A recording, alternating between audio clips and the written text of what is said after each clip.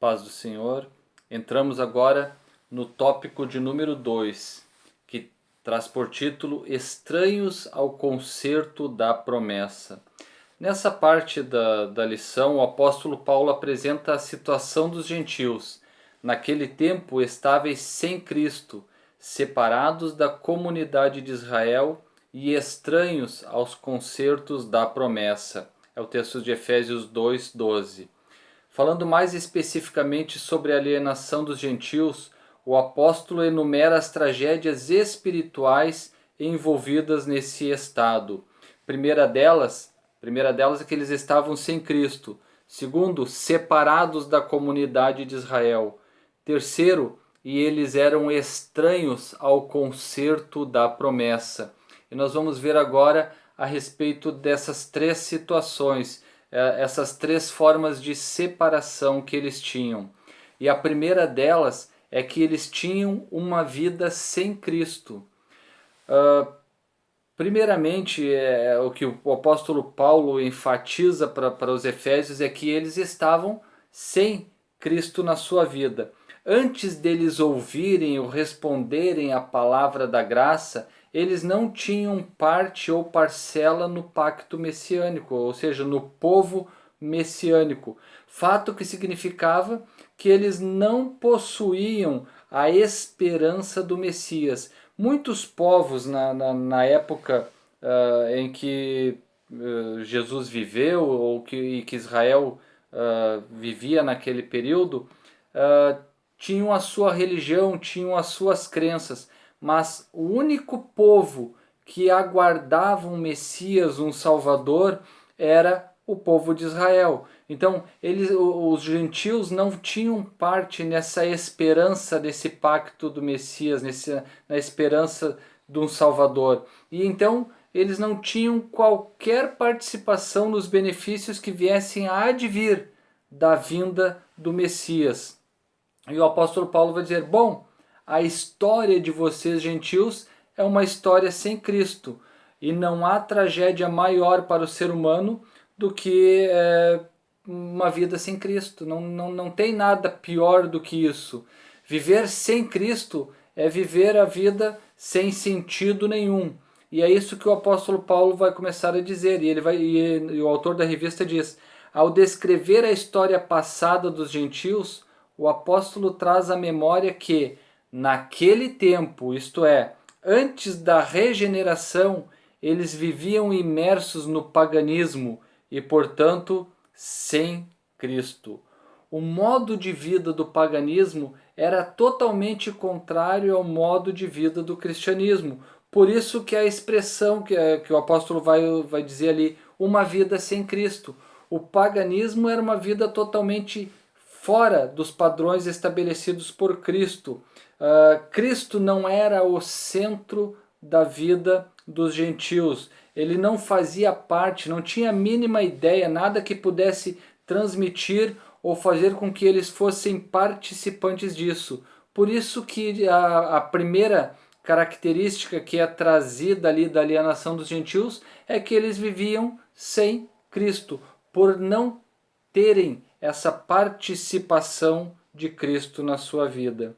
Isso indica que a religiosidade dos gentios era incapaz de inseri-los na promessa messiânica da salvação. Nenhum povo gentil tinha na sua cultura religiosa a esperança de que houvesse um Messias ou um Salvador. Então, a sua religiosidade não tinha como introduzir eles dentro do conceito dos judeus, dentro da esperança de um Messias. Eles não acreditavam em Cristo, não acreditavam em Deus. Por isso, a sua religiosidade era superficial.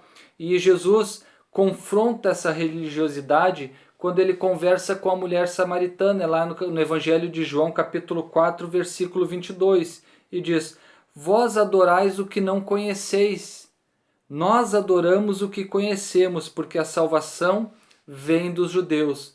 Jesus confronta a mulher samaritana e vai dizer, vocês adoram, vocês fazem tudo o que vocês fazem, mas não sabem nem o que estão fazendo, nem a quem estão adorando. Mas nós adoramos o que conhecemos. Por quê? porque a salvação vem dos judeus, a esperança de salvação, a esperança do Messias vinha através do povo judeu. O texto mostra esse de João capítulo 4, versículo 22, que a salvação vem de Cristo, mas os gentios estavam sem Cristo. Então, se eles estavam sem Cristo, eles não poderiam ser participantes da salvação que vinha de Cristo. Por isso eles estavam longe, afastados de toda e qualquer possibilidade de salvação. Mesmo que houvesse uma busca sincera, mesmo que essa busca estivesse centrada em boas intenções, em desejo de agradar a Deus, os seus deuses, a sua busca, o foco deles estava em algo errado. Por isso, eles não conseguiam ser inseridos na salvação promovida por Cristo, porque eles viviam absolutamente sem Cristo. Também significa que eles desconheciam a Cristo, como também eram indiferentes às promessas acerca dele e da sua obra.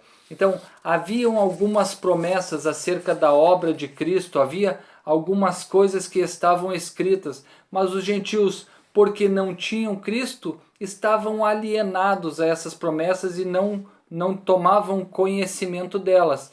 Hebreus capítulo 8, versículos 8 a 10 vai dizer: E de fato, repreendendo-os, diz: Eis aí vem dias, diz o Senhor, e firmarei nova aliança com a casa de Israel e com a casa de Judá, não segundo a aliança que fiz com seus pais no dia em que os tomei pela mão, para os conduzir até fora da terra do Egito, pois eles não continuaram na minha aliança, e eu não atentei para eles, diz o Senhor.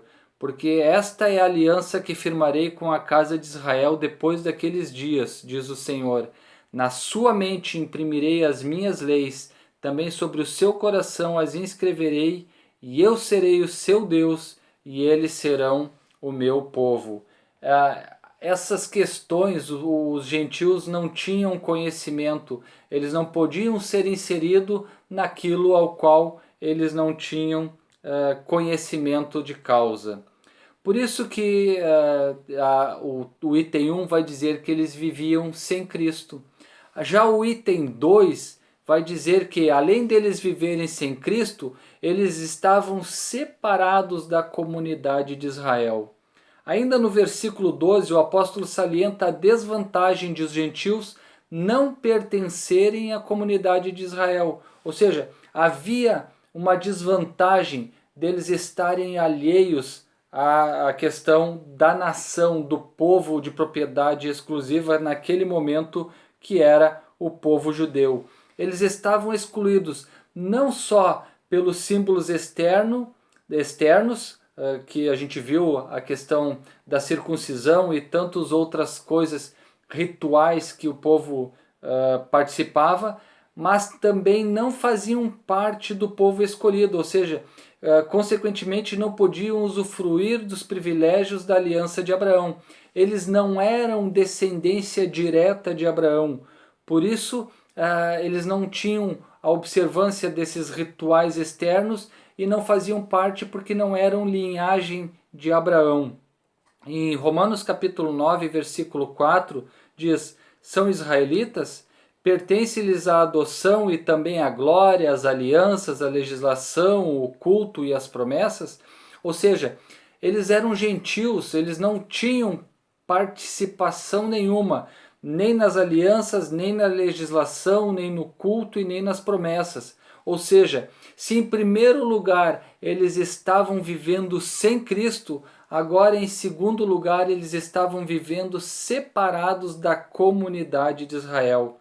A alienação expressa aqui pela palavra apalotostai, que é um grego bem difícil de pronunciar, que significa essencialmente excluído, ou seja, excluído, sem hipótese nenhuma, não um mero afastamento temporário de uma agregação anterior, ou seja, eles não estavam agregados e foram excluídos, separados, tirados, não. Eles estavam totalmente fora, não havia possibilidade, eles não faziam parte da comunidade de Israel.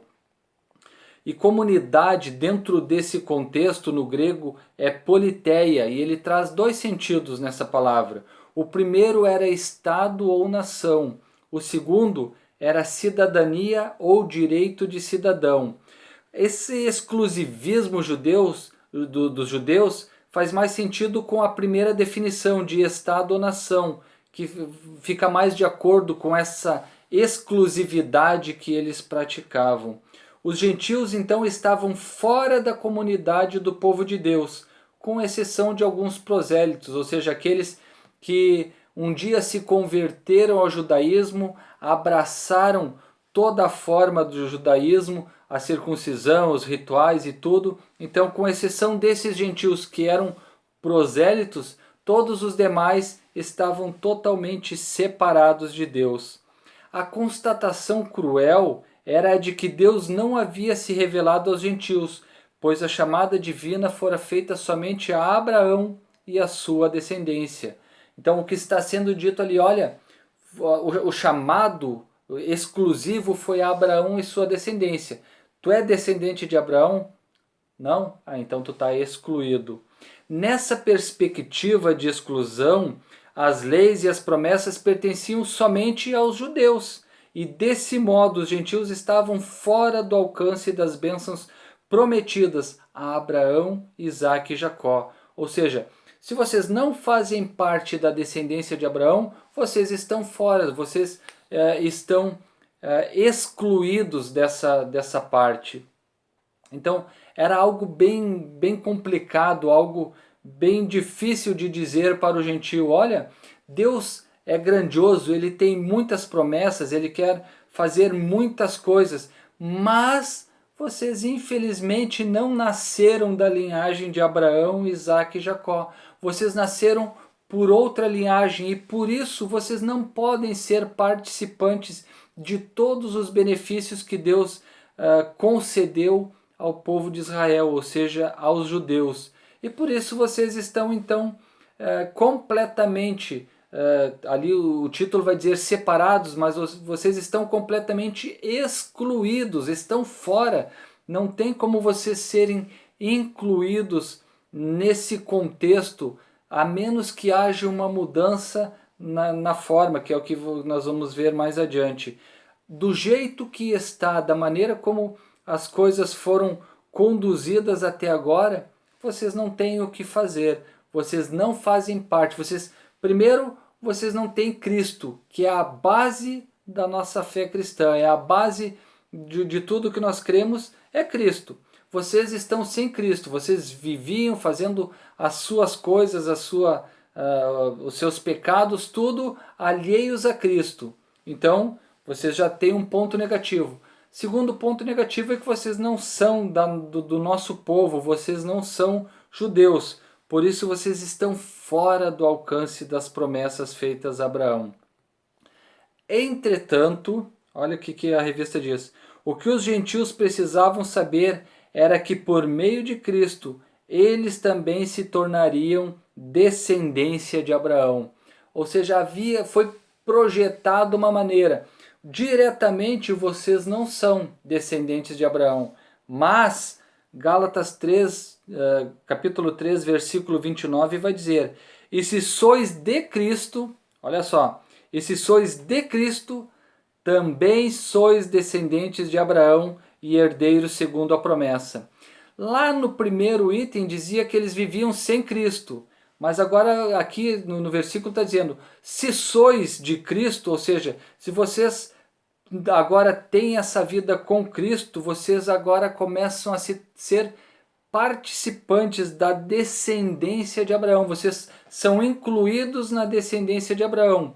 Então vocês estavam separados porque não tinham Cristo e estavam separados porque não eram da descendência de Abraão. Agora vocês têm Cristo e vocês precisam ser incluídos na comunidade. E a maneira de ser incluído na comunidade é ser de Cristo. E sendo de Cristo, somos descendentes de Abraão e herdeiros segundo a promessa de Deus. Deus abençoe em nome de Jesus.